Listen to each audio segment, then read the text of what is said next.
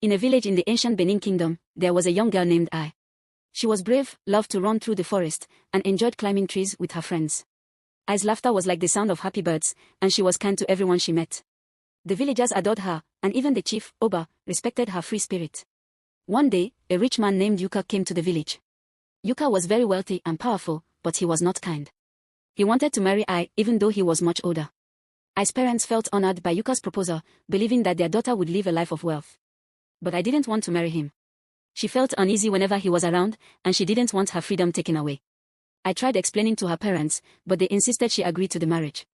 Heartbroken, she ran to her grandmother's hut, hoping for guidance. Her grandmother, an elder with wise eyes and a soft voice, listened to her and gave her a little pouch made from animal skin. Inside, it contained ancient herbs and a tiny bead, which was meant to protect her. That night, I decided she couldn't stay. She left a note for her parents and slipped into the dark forest. She would rather be free in the wilderness than marry someone she didn't love.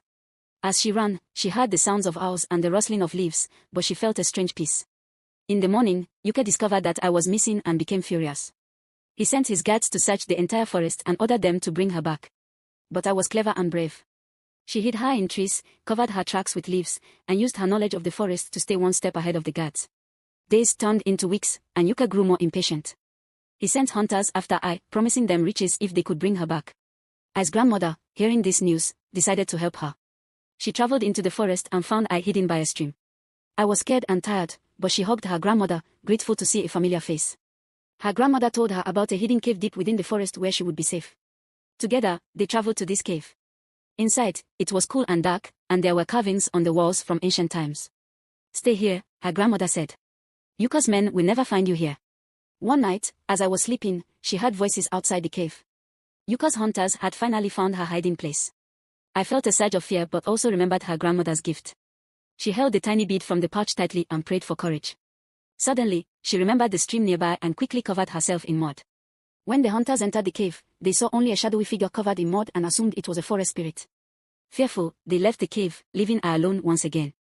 Days passed, and the villagers started whispering that I was protected by the spirits of the forest. Eweka, frustrated and humiliated, returned to his village and withdrew his proposal. When it was safe to return, I went back to her family. She had proven her bravery and showed everyone that true freedom was more important than riches or status. From that day forward, people respected Ai even more, and she grew up to become a wise and kind leader of her people, one who always listened to the voice within her heart. In this way, the story of Ai became a lesson to everyone in the Benin Kingdom. Freedom and bravery were treasures that no wealth could ever buy.